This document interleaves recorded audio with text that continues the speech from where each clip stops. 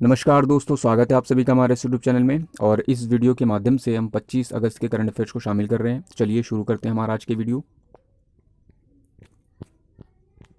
तो सबसे पहला क्वेश्चन आज का ये है कि हाल ही में किसने मुंबई में ट्राइब्स इंडिया शोरूम नामक इनिशिएटिव का उद्घाटन किया है। तो ये अर्जुन मुंडा ने शुरू किया है। अर्जुन मुंडा कौन है? तो ये ट्राइबल अफेयर्स मिनिस्टर हैं। यानी ये जो ट्राइब्स इंडिया शोरूम है, इसका जो मेन पर्पस रहेगा वो कहीं ना कहीं जनजातीय समुदाय के लोगों की जो आजीविका है उसको बढ़ाने से संबंधित है। और आपको बता देते हैं, हाल ही में इसी से संबंधित या इसी के परिप्रेक्ष्य में एक जो है ट्राईफूड नामक इनिशिएटिव भी चालू किया गया था। नेक्स्ट प्रश्न की तरफ मूव करते हैं। नेक्स्ट प्रश्न है हमारा, जो है भारत का सबसे लंबा नदी रोपवे बनना है वो किस नदी पर बनना है? वो ब्रह्मपुत्र नदी पर बनाया गया है। ब्रह्मपुत्र नदी, ये देखिए यहाँ पर इस तरह से रोपवे बनाया गया है, ब्रह्मपुत्र नदी पर बनाया गया, आसाम में स्थित है। ब्रह्मपुत्र नदी के बारे में कुछ फैक्ट बता देते हैं। जो ब्रह्मपुत्र नदी है ये आयतन की दृष्टि से देश की सबसे लंबी नदी है। और जबकि ओवरऑल ऐसे देखा जाए तो गंगा नदी सबसे लंबी है, लेकिन आयतन की दृष्टि से ब्रह्मपुत्र सबसे लंबी नदी है।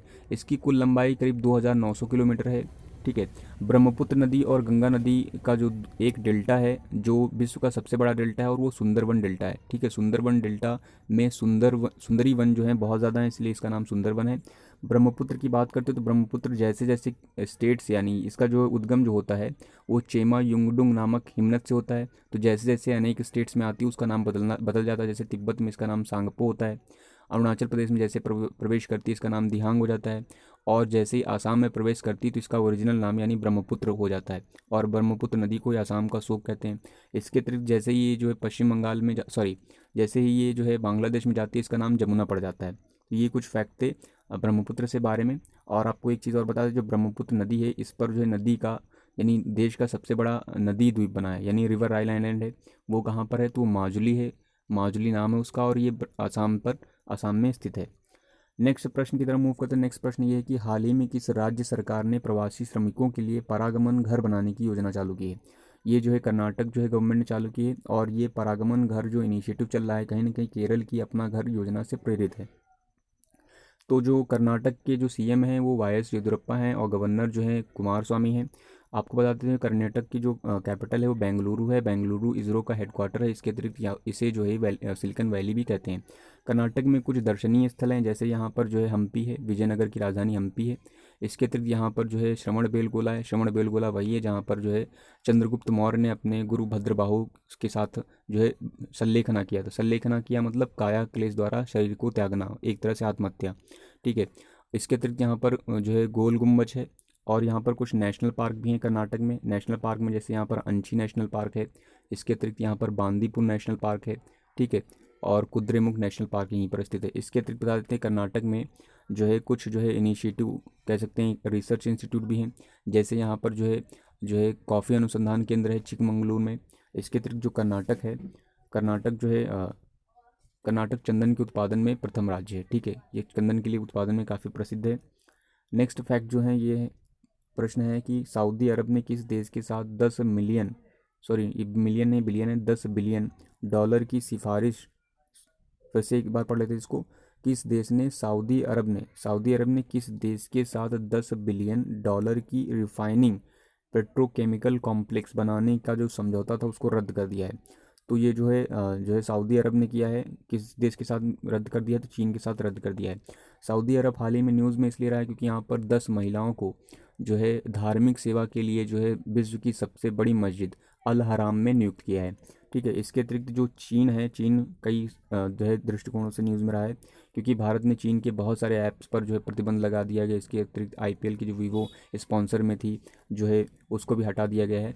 इसके अतिरिक्त जो है जो ट्रेन निर्माण हो रही थी वहाँ पर जो चीनी कंपनी थी उनको भी हटा दिया गया है। तो बहुत कारणों से चीन न्यूज़ में है। चीन की कैपिटल बीजिंग है। यहाँ की जो करेंसी युआन है। यहाँ के राष्ट्रपति शी जिनपिंग है। इसके अतिरिक्त यहाँ ग्रेट वॉल ऑफ चाइना जिसको बनाया था शी हुआंग टी ने। इसके अतिरिक्त बता देते चीन ने कागज़ का आविष्कार किया था। चीन ने ही जो है चीन को जो है एशिया का मरीज भी कहते हैं। और चीन की जो नेशनल स्पोर्ट्स है वो टेबल टेनिस है। और चीन का जो नेशनल जो है एनिमल है वो रेड पांडा है। रेड पांडा को शांति का प्रतीक कहते हैं। और यहाँ पर रेड क्राउंड जो है सारस है। और इसके अतिरिक्त जो है रेड ड्रैगन यहाँ का नेशनल जो है एनिमल है। ये कुछ तीन चीन से संबंधित है। ठीक है। नेक्स्ट प्रश्न की तरफ मूव करते हैं। नेक्स्ट प्रश्न हमारे पास है। नेक्स्ट प्रश्न है USISPF, इसका फुल फॉर्म है यूएस इंडियन जो है स्ट्रैटेजिक पार्टनरशिप फोरम के द्वारा लीडरशिप अवार्ड 2020 दिए गए हैं। 2020 लिखा है, किसके द्वारा किसे किसे दिया गया है? देखिए, इस संगठन के द्वारा जो है आनंद महिंद्रा, ठीक है, महिंद्रा के सीईओ हैं, और शांतनु नारायण जो कि अडोब के सीईओ हैं, इनको जो है दिया गया लीडरशिप अवार्ड 2020। ठीक है। नेक्स्ट प्रश्न ये है कि कौन सा संगठन जिसने कोविड-19 वैक्सीन ग्लोबल एक्सेस कोवैक्स में विभिन्न देशों को आमंत्रित किया है? तो ये संगठन है WHO। इसकी स्थापना 7 अप्रैल में हुई थी, 1948 में हुई थी। ठीक है। और जो है इसके जो हेड हैं वो टेड्रस अधानोम है।